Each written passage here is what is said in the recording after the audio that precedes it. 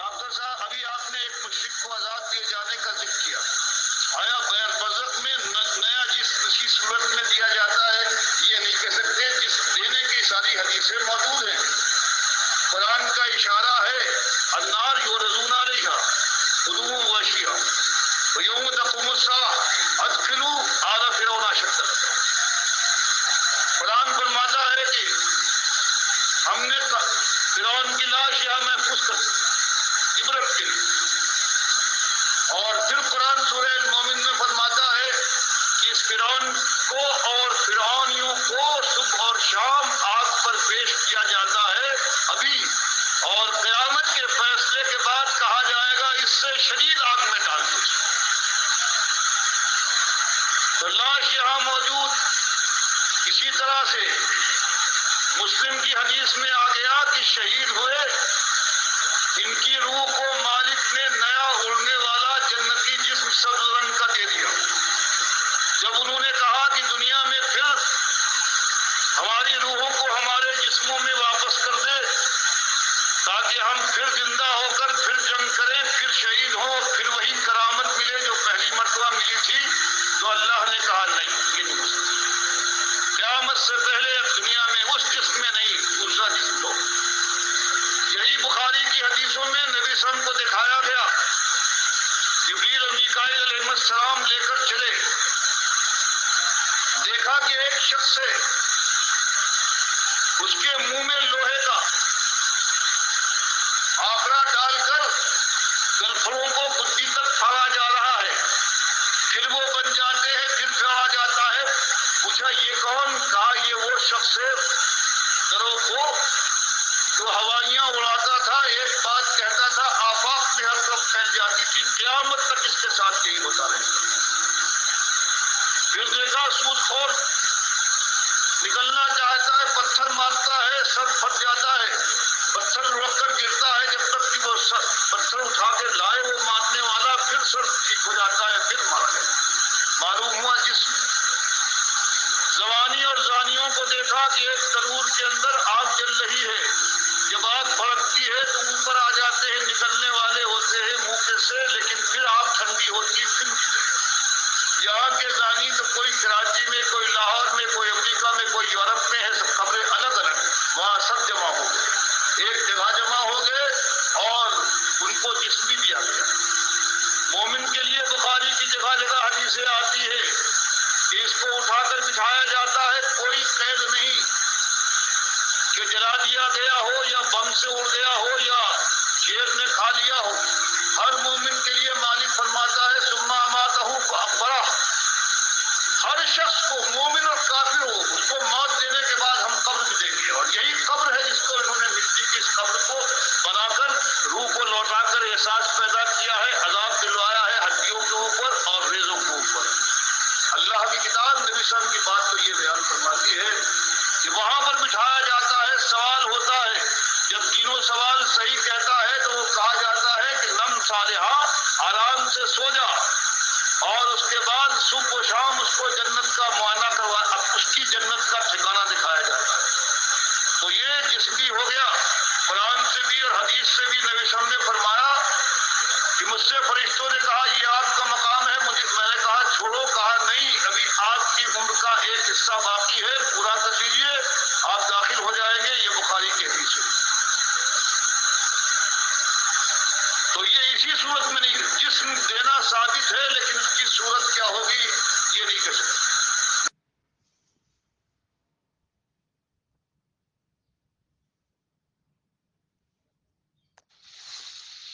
السلام علیکم۔ یہ ڈاکٹر عمران صاحب ذرا غور کیجئے گا، یہ جو آپ نے ڈاکٹر عثمانی رحمۃ اللہ علیہ کا یہ جو بیان لگایا ہے کتنا علمی بیان ہے، اور اس بیان نے تو آپ کے جو سرپرست اعلیٰ ہیں ان کی فلسفوں کی بنیادیں اکھیڑ دی۔ فیاض محمود کہتے ہیں کہ ڈاکٹر صاحب نے جو برزخی جسم کا ذکر کیا ہے یہ اجتہاد کیا ہے، اور اس طرح وہ یعنی کوئی حدیث سے ثابت نہیں ہے۔ یہ انہوں نے ڈاکٹر عثمانی رحمۃ اللہ علیہ پر بہت بڑا الزام لگایا۔ حالانکہ اس بیان کے اندر تو ڈاکٹر صاحب بہت زور دے رہے ہیں کہ بالکل جسم ثابت ہے، قرآن کی آیات پڑھ رہے ہیں، بخاری کی روایت لا رہے ہیں، اب اس جسم کی پوری کیفیت کیا ہے وہ نہیں ہم بیان کر سکتے، لیکن یہ ثابت ہے کہ جسم ملتا ہے وہاں. یہ کوئی قیاس وغیرہ نہیں کیا، یہ کوئی اجتہاد وغیرہ نہیں کیا ڈاکٹر صاحب نے، بلکہ قرآن و حدیث سے ثابت کیا ہے. تو فیاض محمود باجوہ صاحب کی یہ بات بالکل باطل ثابت ہو گئی. دوسری بات، فیاض محمود باجوہ صاحب کہتے ہیں کہ یہ روح ہے، اس کو بھی موت آ جاتی ہے، یہ مر جاتا ہے، اس کو مردہ کہا گیا. بتائیے کتنی واضح ڈاکٹر صاحب نے یہ بیان دیا ہے. کہاں اشارہ بھی نہیں کیا ڈاکٹر صاحب نے اس انداز سے، بلکہ روح وہاں جاتی ہے اور وہاں اس کو جسم ملتا ہے، بس اس پر زور دیا ڈاکٹر صاحب نے. اصل میں یہ جو شرک کی بنیاد بنا عقیدہ حیات النبی فی القبر یا اسماء موتا یا عود روح فی القبر، اس قبر کے اندر جو سننے والا یا ادھر اشارہ کرتے ہیں نا، چاہے علی انجینئر ہو، توصیف الرحمان راشدی ہو، سارے ادھر ہی. باقی جو بڑے بڑے دوسرے احمد بن حنبل، ابن تیمیہ، قیم، وہ تو بہت ہی زیادہ زور دیتے کہ اسی قبر میں ہوتا ہے، اسی قبر میں ہوتا ہے. باقی جو سمجھتے ہیں کہ مردے نہیں سنتے، وہ بھی اسی قبر کی طرف اشارہ کر کے کہتے ہیں یہاں برزخی ہے. تو یہ بہت بڑا ظلم اور بہت بڑی زیادتی ہوئی ہے. تو مسئلہ یہ ہے کہ یہاں نہیں بلکہ وہاں کا معاملہ ہے سارا. تو یہ ان کا معاملہ بھی محمود فیاض صاحب کا یہ جو موقف تھا یہ بالکل باطل ثابت ہو گیا. تو آپ بتائیے کہاں یہ کھڑے ہیں؟ تو لہٰذا اب تو آپ کی آنکھیں کھلنی چاہیے اور آپ کو سچوں کا ساتھ دینا چاہیے، نہ کہ جو فریبکار قسم کے لوگ ہیں جو تروڑ مروڑ کے اپنے فلسفے اوپر کرنا چاہتے ہیں اور قرآن حدیث کی بات کو ذرا پیچھے ہٹانا چاہتے ہیں. ان کے ساتھ آپ کا کوئی تعلق نہیں ہونا چاہیے. اسی وجہ سے ہم نے ان کو چھوڑا ہے.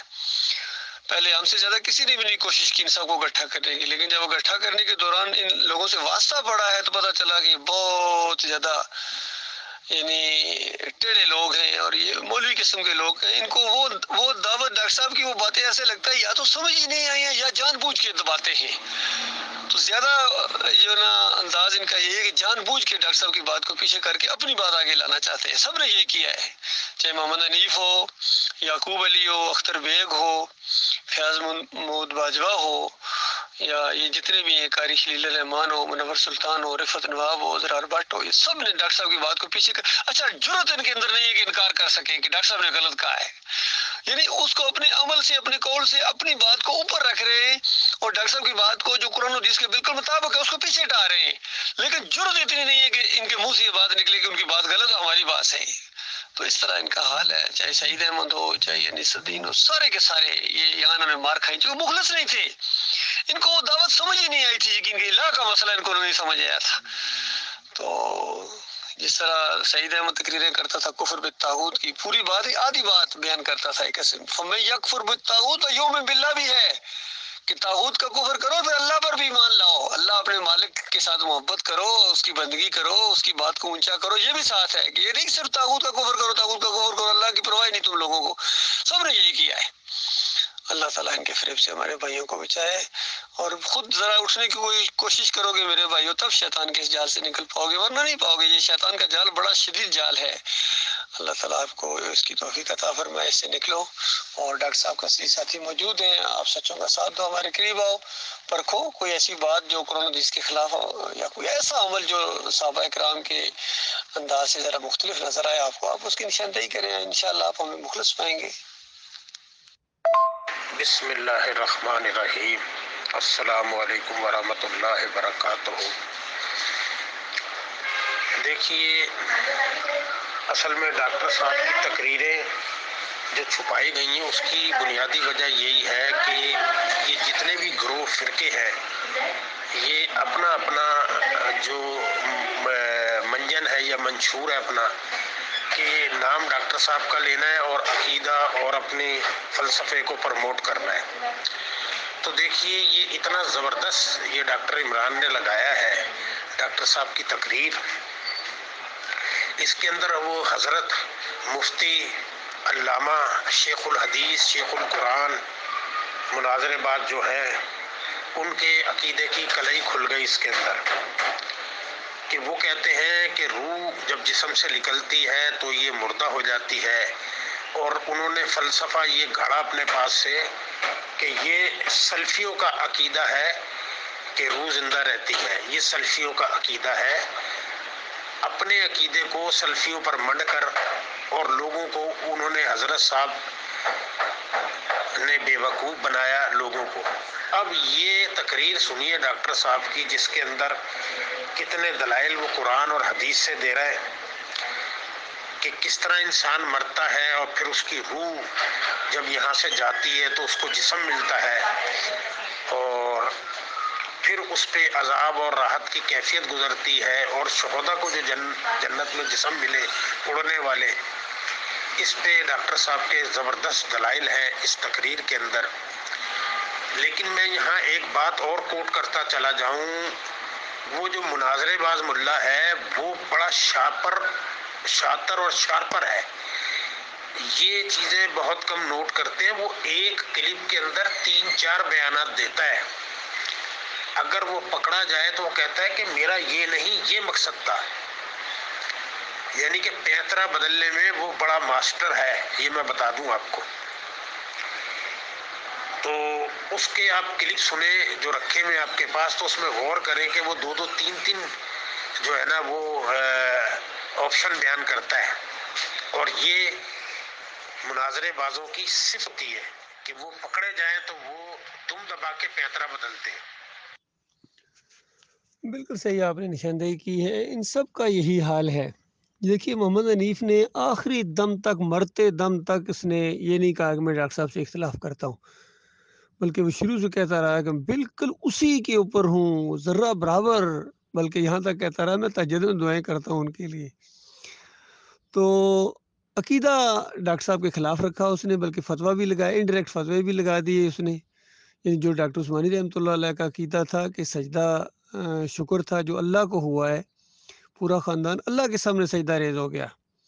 اس نے اپنی تفسیر میں محمد حنیف نے لکھا کہ پورا خاندان یوسف علیہ السلام کے سامنے بے اختیار سجدہ ریز ہو گیا۔ تو یہ بالکل اپوزٹ، الٹا عقیدہ ہے، قرآن کے خلاف یہ عقیدہ ہے اس کا، لیکن یہ برابر کہتا رہا ہمیشہ میں تو ڈاکٹر صاحب سے اختلاف نہیں کرتا ہوں، بلکہ جھوٹ بولا اس نے، بہت بڑا جھوٹ بولا کہ یہ ڈاکٹر صاحب کی آواز ہی نہیں ہے، یہ تو کسی نے آڈٹ کر دی ہے، کسی نے خود اپنی آواز سے ڈاکٹر صاحب کی آواز نکالی ہے اور اس طرح کے کلپ بنا دیے، ڈاکٹر صاحب ایسی بات کہہ ہی نہیں سکتے۔ تو اس طرح اس نے فریب دیا اپنے نفس کو بھی اور جماعت والوں کو بھی۔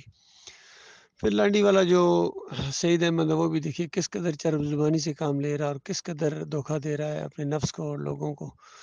انیس الدین نے یہی کیا، منور سلطان نے یہی کیا، رفعت نواب نے یہی کیا۔ تو ان میں سے کوئی بھی ڈاکٹر عثمانی رحمۃ اللہ علیہ کے 100% ہم عقیدہ اور ہم طریقہ نہیں ہیں، یہ جتنے گروپ بن گئے ہیں۔ رفاعم والا اور لانڈی والے گروپ کے اندر تو شرک آ گیا، سجدہ تعظیمی کا شرک آ گیا۔ باقی یہ جو 3 گروپ ہیں انہوں نے بھی راستہ ٹیڑھا کرنے کی کوشش کی ہے، یعقوب علی نے بھی، اختر بیگ نے بھی، اور فیاض محمود باجوہ صاحب نے بھی۔ بدر صاحب بھی علیحدہ ہو گئے تھے، حالانکہ ان کو منع کیا تھا جماعت کو مت چھوڑو، ان کے بیٹے خیر بہت ہی زیادہ دنیا دار قسم کے مولویانہ انداز ہے ان کے اندر۔ بہرحال آہستہ آہستہ سب سے لوگ انشاءاللہ نکلیں گے اور نکل کر آ رہے ہیں ہماری طرف انشاءاللہ۔ آگے جا کے مزید دیکھیں گے کہ دیکھو کون مخلص ہے اس دعوت کے ساتھ اور کون واقعہ ہی اسی کے اوپر اور کون اسی کو چھوڑ چکا ہے۔ یہ لوگوں پر آہستہ آہستہ بات کھلتی جا رہی ہے۔ جب سے ہمارا یہ ابل اللہ آنا شروع ہوا ہے، 27 نمبر ابل اللہ کے اندر بھی ان کی کلی کھولی گئی تھی، پھر 28 نمبر کے اندر تو ان کا سب کو پوسٹ مارٹم کیا گیا اور بالکل بتا دیا گیا ڈاکٹر عثمانی رحمۃ اللہ علیہ کی دعوت کیا تھی، کس بنیاد کے اوپر شروع ہوئی، کس کس لوگوں نے اس کا ساتھ دیا، پھر کون کون پیچھے ہٹتے گئے، اور یہ جماعت کے چھوڑنے والے جتنے لوگ تھے جنہوں نے جماعت کو توڑا ہے ان کو بھی بالکل واضح کیا گیا انہوں نے جماعت کو توڑا ہے اور یہ اپنے انجام کو پہنچیں گے۔ ہم الحمدللہ بالکل حقیقی معنوں میں اسی موقف کے اوپر ہیں جب سے اس جماعت کے اندر آئے۔ آج سے 38 سال پہلے ہمیں یہ دعوت ملی تھی، الحمدللہ ایک لمحے کے لیے بھی ہم لوگ پیچھے نہیں ہٹے ہیں، اور ایک لمحے کے لیے کبھی خیال وسوسہ بھی اس انداز سے نہیں ہے اس دعوت کے حوالے سے، بلکہ ہر روز ہر نیا واقعہ ہمیں اور مضبوط کرتا ہے کہ واقعی یہ دعوت حق ہے جو 20ویں صدی کے آخر میں یہ ڈاکٹر عثمانی رحمۃ اللہ علیہ کے ذریعے اٹھی ہے۔ ایمان خالص کی دعوت، رد شرک کی دعوت، کفر بالطاغوت کی دعوت، یہ بالکل حق دعوت ہے، اس کا ہم ساتھ دے رہے ہیں الحمدللہ، اور بالکل ہم اسی ایمان کی شمعوں کو انشاءاللہ بجھنے نہ دیں گے اللہ کی توفیق سے۔ باقی لوگوں کو چاہیے کہ اس کا ساتھ دیں، جو ساتھ دے گا وہ اپنا بھلا کرے گا اور جو نہیں ساتھ دے گا وہ اپنا نقصان کرے گا، اور جو مخالفت کرے گا وہ تو آگے جا کے بھگتے گا۔